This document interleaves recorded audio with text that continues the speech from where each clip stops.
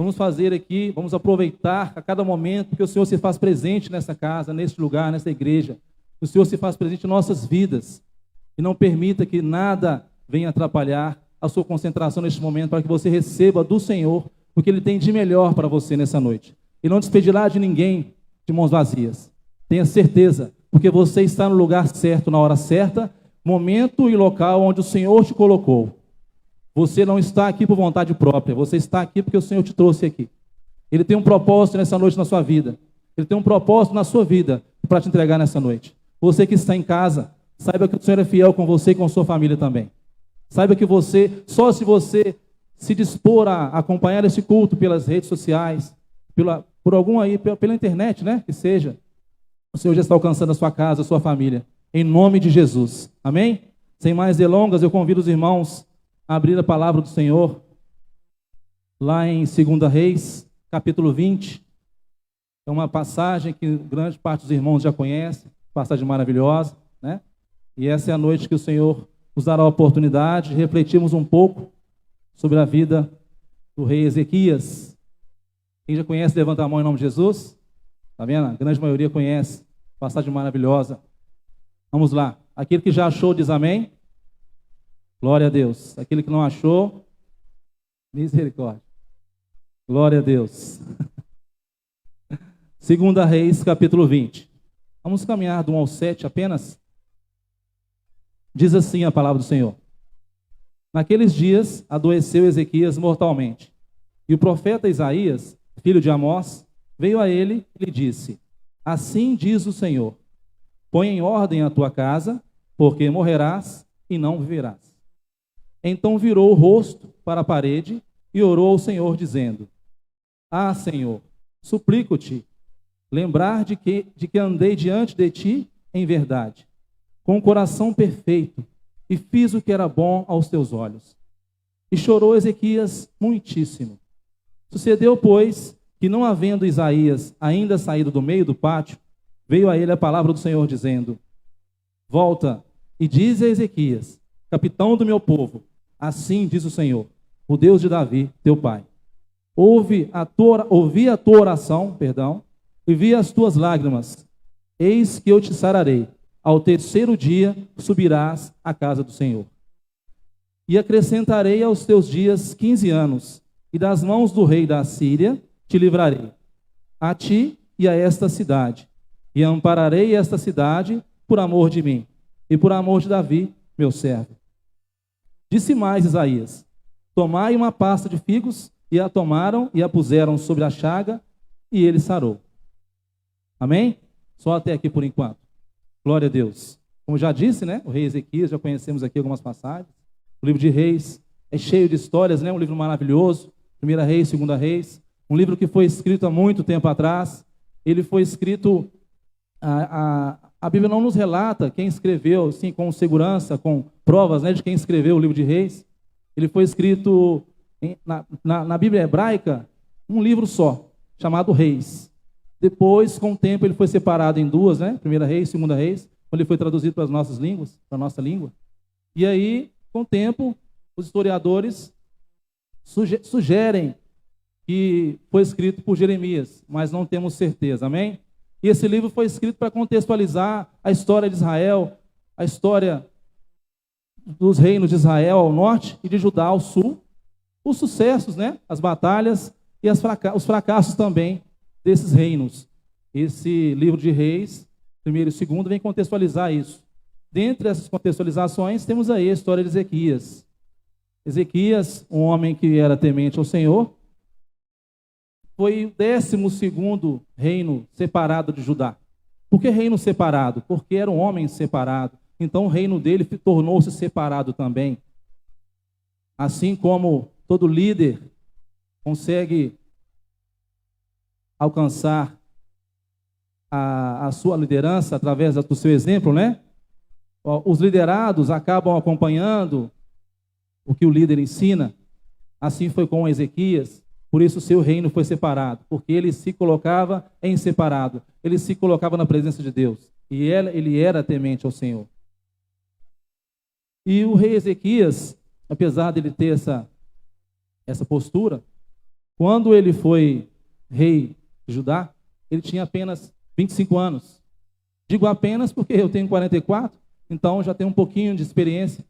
Eu posso dizer que um jovem de 25 anos, contextualizando os dias de hoje, não sei se seria o ideal para ser um reino de uma nação. Mas a vontade do Senhor é Ele que sabe. E aquele era uma época diferente também, e ele tinha apenas 25 anos. Acredite você, porque diz a Bíblia, não sou eu. Com 25 anos ele se tornou rei de Judá. E a Bíblia nos ensina que ele governou ali por volta de 715 a 687 antes de Cristo. Ele começou a reinar. E reinou por 29 anos.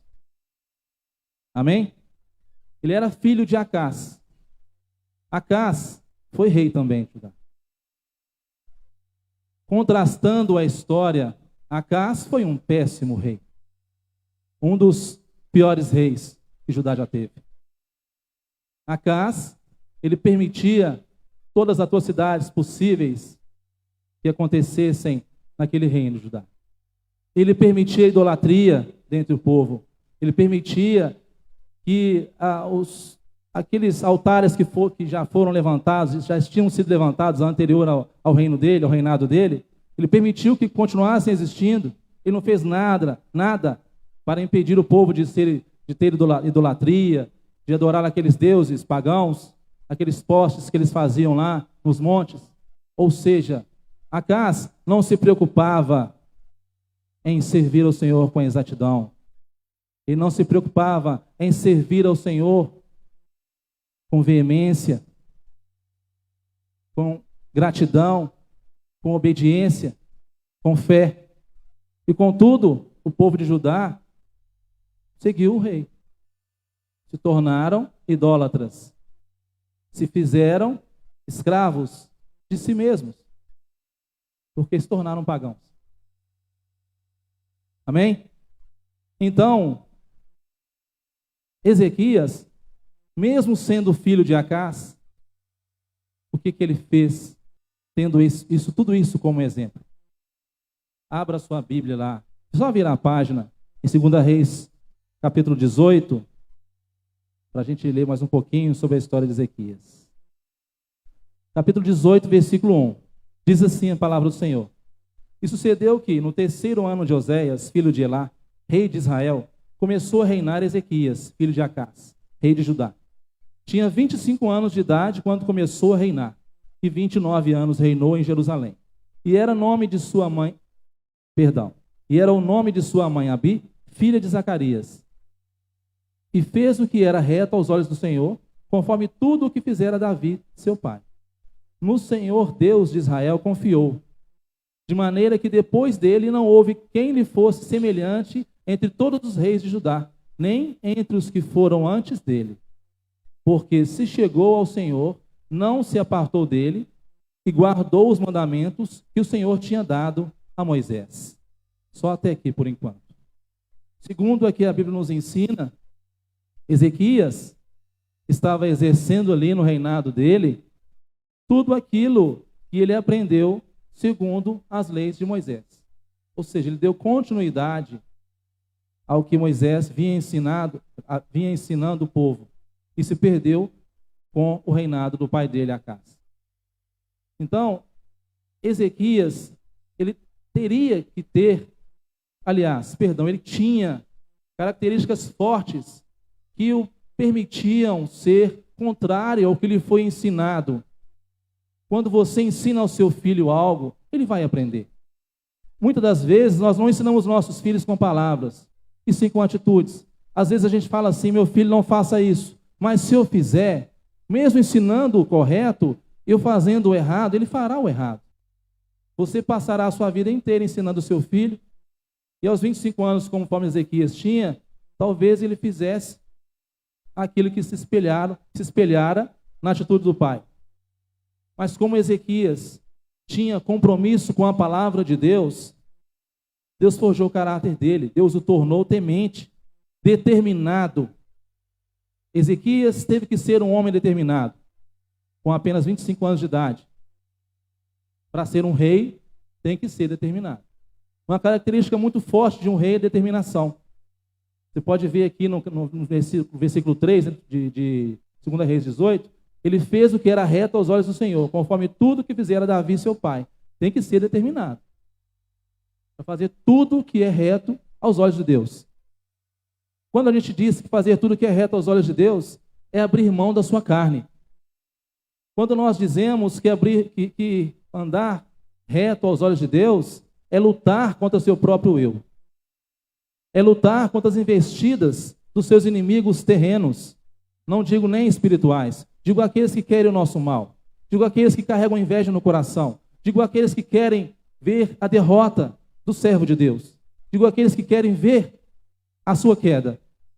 Você tem que ter determinação para lutar contra tudo isso.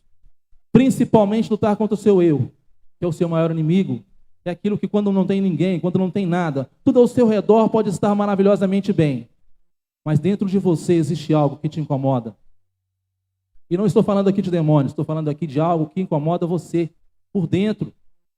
Às vezes, algo que você não fez no passado, ou até mesmo que você fez e se arrepende, e não tem coragem de pedir perdão para Deus, ou se perdoar a si próprio, algo que te corrói por dentro. Você tem que ser determinado para lutar contra tudo isso. E essa é uma característica muito forte de um rei. E esse rei tinha apenas 25 anos no início do seu reinado. Ele teve que ter também bastante fé. Ele confiou apenas em Deus. Apenas em Deus. Porque tudo, ele pegou um reino devastado, irmãos. Tudo que o pai dele permitia que fosse feito, ele teve que desfazer. Ele teve que desmanchar os altares. Ele teve que derrubar os postes.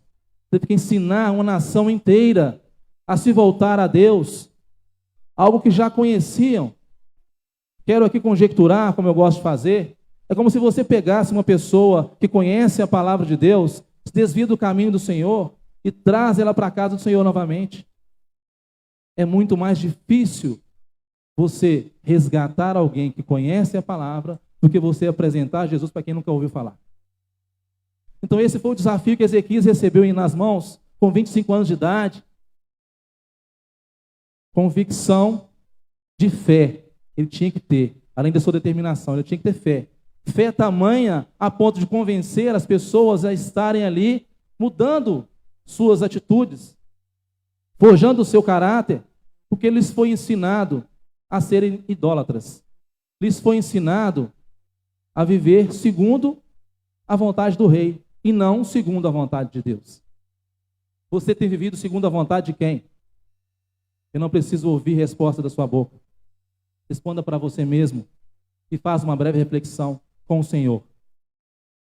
Você tem exercido a sua fé? Você tem buscado determinação para lutar contra tudo aquilo que te afronta e te tenta colocar fora da vontade dos caminhos do Senhor? Ezequias, ele se apegou somente em Deus. Lá no versículo 6 de 2 Reis 18, que nós lemos agora, diz assim: porque se chegou ao Senhor, não se apartou dele e guardou os mandamentos que o Senhor tinha dado a Moisés. Ou seja, ele se chegou ao Senhor e nunca mais saiu da presença de Deus. Nunca mais. Se tornou um homem blindado por todos os lados. Ele decidiu com firmeza ser um servo de Deus, fiel e reto, segundo a vontade de Deus. Isso é que o Senhor requer de nós. E através disso Ele fará maravilhas em nossas vidas. Essa firmeza é o que mantinha ele de pé, é que o trazia força para combater toda aquela idolatria, toda aquela devassidão a qual ele pegou. Imagino eu que um reino onde você permite a nação fazer aquilo que bem entende, ou fazer aquilo que satisfaz ao ego, à vontade de um homem, mesmo sendo o rei, ele era homem, Acás. Imagino que até a economia dessa nação não era firme, forte, resistente. Imagino que as plantações estavam ali devastadas. Imagino que a cidade era precária, as cidades eram precárias. Imagino que as pessoas eram debilitadas. Não tinham pessoas fortes, não digo fisicamente, eu digo de caráter. Então Ezequias pegou o rei dessa forma. Pegou essa nação dessa forma. E além dele ter que reverter a situação espiritual da nação, ele teve que reverter a situação econômica da nação. É muito trabalho para um jovem de 25 anos. Para você alcançar êxito em algo em que você se depara e julga ser impossível aos teus olhos, impossível às forças das suas mãos, é só o Senhor que pode lhe proporcionar o resultado satisfatório, a vitória para isso. Seja qual for a situação, seja qual for a necessidade, seja qual for o objetivo. Se você tem convicção, se você tem fé, se você é temente ao Senhor, coloque nas mãos dele, porque ele é fiel para aquele que é fiel com ele. E Ezequias foi esse homem fiel. Se manteve obediente, conforme já lemos aqui. Se manteve firme, exerceu a sua fé para ele e para os outros. Teve que ser determinado para lutar contra os ensinamentos do pai e para lutar contra a população, contra a nação que havia sido ensinada a práticas erradas, que iam contra as leis de Moisés, ou seja, contra as leis de Deus. Mas com tudo isso, com toda essa determinação, com toda essa firmeza, essa fé, essa obediência, essas características fortes que detinham todas em Ezequias, para ele também veio o vale. Eu esqueci de dizer, mas de propósito, né? O momento correto, eu acho que é agora, apesar de que o pastor Denilson já adiantou para mim aqui, na hora que ele estava orando, eu intitulei essa mensagem, conforme o Espírito Santo moveu meu coração para intitular, chamada Movendo o Coração de Deus. O pastor Denilson já citou essa frase aqui agora há pouco. É nessa hora que eu quero falar com você sobre movendo o coração de Deus. Esse homem ao qual eu descrevi, o vale chegou para ele também. Tendo essas características, parece até que a pessoa é uma pessoa assim, nossa, é um homem admirável. Na verdade, diria até que as meninas jovens aí, que ainda não foram casadas aí, se tiver alguém, não sei se tem, falarem, nossa, esse seria um varão de Deus para minha vida. Perfeito. Para ele também veio o vale. Uma enfermidade mortal alcançou a vida de Ezequias. Lá no versículo 1 de 2 Reis 20, se você puder e quiser voltar lá comigo, na parte B do primeiro versículo 1, onde diz assim o Senhor. Isaías, filho de Amós, assim diz o Senhor, põe em ordem a tua casa, porque morrerás e não viverás. A Bíblia nos ensina que ele foi acometido de uma enfermidade mortal. Lendo aqui, estudando, ele era acometido de chagas, feridas abertas no corpo. E vem um servo do Senhor, um profeta do Senhor, e diz para ele que aquela doença era para a morte. Aí chegou o vale. Quero abrir um parêntese. Quando eu e você recebemos uma notícia ruim, quando eu e você recebemos o diagnóstico do médico, ao qual eu já recebi um dia, e o Senhor me livrou também, qual a primeira reação que nós temos? A primeira reação que nós temos, seres humanos normais, pecadores, como somos, é aceitar. Não sejamos hipócritas. Quando um médico qualificado chega para você e fala, você tem tal doença, você tem que fazer isso, isso, isso, isso. Se você for uma pessoa obediente, inteligente, você vai fazer conforme o médico mandou. Não é verdade? Então, Ezequias faz o contrário. Ezequias já tinha as características da doença na vida dele. Ezequias não recebeu aquele diagnóstico diretamente de Deus, através de um profeta dele, sem nenhum exemplo. Ele já tinha no seu corpo físico as características daquela doença. Ele já sofria as dores daquela doença. Ele já sofria aquele mal. Ele só veio ter uma convicção, uma confirmação para a vida dele de que aquela doença a qual ele era cometido era para a morte. Irmãos, ele simplesmente recebeu aquela palavra, não disse nada. Se virou e orou ao Senhor. A Bíblia nos ensina que ele virou a parede e falou com Deus. Quando recebemos essa notícia, a gente sai determinadamente em busca da cura, em busca do tratamento, de medicação, de uma opinião, de uma segunda opinião de um outro médico, mas convicto que aquela doença existe ou de que aquele mal nos acomete. E esquecemos por alguns instantes que temos um Deus, eu digo aquele que é fiel ao Senhor, que temos um Deus em nossa vida, que é capaz e é poderoso, e só Ele pode fazer isso, arrancar todo o mal da sua vida, apenas através da sua oração, apenas através da sua fidelidade, apenas através da sua intimidade com Ele. E era isso que Ezequias fazia aqui. Por este motivo, ele teve uma reação diferente. Quando a notícia vem do próprio Deus, o que você faz? O que eu faço quando a notícia vem do próprio Deus? Quando a notícia é boa, a gente glorifica. A gente conta testemunho, a gente conta para o irmão, para a irmã, a gente conta lá na rede social, a gente quer postar. E quando a notícia é ruim, o que você faz? Quando a notícia é ruim e provém de Deus? Não precisa responder para mim. Não precisa para mim. Responda para si mesmo e faça uma breve reflexão. É o que o Senhor requer nessa noite. Você sairá daqui com vitória. Você sairá daqui convicto de que o Senhor é contigo. O que é seu de direito por Deus será entregue. Eu tenho certeza. Porque quem diz não sou eu, é a palavra do Senhor. Exemplificado aqui na vida de Ezequias. O sentido original da expressão significa que devemos confiar no Senhor. Devemos confiar no Senhor independente da situação. Não devemos deixar que o cenário ao qual nós estejamos possa nos envolver de tal forma que atrapalhe, que quebre, desvie o nosso pensamento de Deus.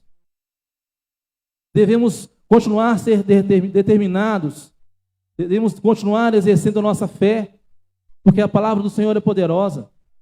E a palavra do Senhor é Jesus, e Jesus é Deus. E você tem Ele dentro de você, o Espírito Santo mora dentro de você, e Ele é capaz de te dar a vitória, de te dar a bênção, de tornar você um homem segundo foi aqui Ezequias, determinado, fervoroso, com fé, obediente, ao contrário do que foi ensinado para ele. Eu quero abrir um parêntese. Nós, pais e mães, temos a responsabilidade, não só da nossa alma, dos nossos filhos também. Então veja o que você ensina para o seu filho. Veja o que você tem ensinado para os seus filhos. Veja o que você tem cobrado dos seus filhos, porque isso será cobrado de você lá na frente. Pais, mães, coloquem os seus filhos no caminho que eles devem andar. Permaneçam com os seus filhos no caminho que eles devem andar. Não ensinem só o caminho, permaneçam com eles. Independente da situação que eles passarem, independente da situação que você já passou com seus pais, o sangue dos seus filhos serão cobrados das suas mãos. Ezequias, por si mesmo, e pela integridade imposta a ele por Deus, se desviou do caminho ensinado pelo pai e escolheu o caminho de Deus. O Senhor o honrou. É possível que ele não tenha feito nem planejamento. Eu falo quando ele foi nomeado rei, aos 25 anos de idade, muito jovem, né? E aí, naquela época, o reinado vinha por sucessões, né? Era normal o filho herdar o trono. E aí, obviamente, ele teria que se preocupar em preparar a casa dele para o reinado posterior ao dele. Ou seja, o filho dele reinou, né? E, por sinal, não fez muita coisa, foi um dos piores reis de Judá, Manassés. Perdão, não quero entrar nesse detalhe. Mas ele não se preocupou com essa situação. Ele era muito jovem. Qual que era a maior preocupação de Ezequias? Qual era, irmãos? A maior preocupação de Ezequias era consertar o reino, era levar o reinado dele ao conhecimento de Deus, era elevar a espiritualidade da nação de Judá para se achegar a Deus. Ele não era egoísta a ponto de querer somente a sua salvação. Ele queria que a nação inteira se voltasse a Deus. Então, ele não mediu esforços para trazer novamente todo o povo de Judá aos pés do Senhor. Ele se esforçou. Ele travou grandes batalhas. E nesse momento ao qual ele se encontrava, ao receber essa informação de Isaías, antes de sair do palácio, mesmo no pátio, o Senhor fala com ele. Depois de ouvir a oração de Ezequias, Ezequias ora ao Senhor. E o ponto-chave desta mensagem é a oração que ele fez ao Senhor. A oração que ele fez ao Senhor, lembrando ao Senhor dos feitos dele. Ele clamou ao Senhor, pedindo a Deus, ó Deus, lembra-te que eu fui fiel e reto. Lembra-te que eu fui temente ao Senhor. Lembra-te que eu sou obediente ao Senhor. Lembra-te que, enfim, irmãos, ele tinha crédito com Deus. Ele tinha como exigir do Senhor, mas com o coração quebrantado, não com arrogância, não colocando Deus na parede. Ele foi aquebrantado. A Bíblia fala que ele chorou muitíssimo. Ele não chorou. Ele chorou muitíssimo. Ele não chorou muito, ele chorou muitíssimo. É você se aquebrantar, é você rasgar o seu coração com o Senhor, é você se entregar por inteiro nas mãos do Senhor, é você falar com o Senhor, se despindo mesmo com Ele, você se colocar em secreto com Ele, rasgando o seu coração e falando diretamente com o Pai. Nós temos hoje, irmãos, essa oportunidade. Ele exerceu isso. O crédito que ele tinha com Deus, pelos feitos que ele tinha e pelo coração que ele tinha com o Senhor, fez o Senhor trazer de volta o profeta para falar outro diagnóstico, outro prognóstico. No mesmo momento, o Senhor fala com Isaías, volta e acrescenta na vida do meu servo mais 15 anos. Irmãos, talvez eu não seja um grande, aliás, talvez não, eu não sou um grande conhecedor da Bíblia, né? Tenho aprendido a cada dia, graças a Deus nós temos um pastor abençoado, um teólogo renomado aí, tem nos ensinado bastante. Não sou um grande conhecedor, não conheço tanto assim, mas o pouco que eu já li da Bíblia me faz entender que Ezequias foi o único homem que sabia o dia que ele ia morrer. Se você souber o dia que você vai morrer, o que você faz?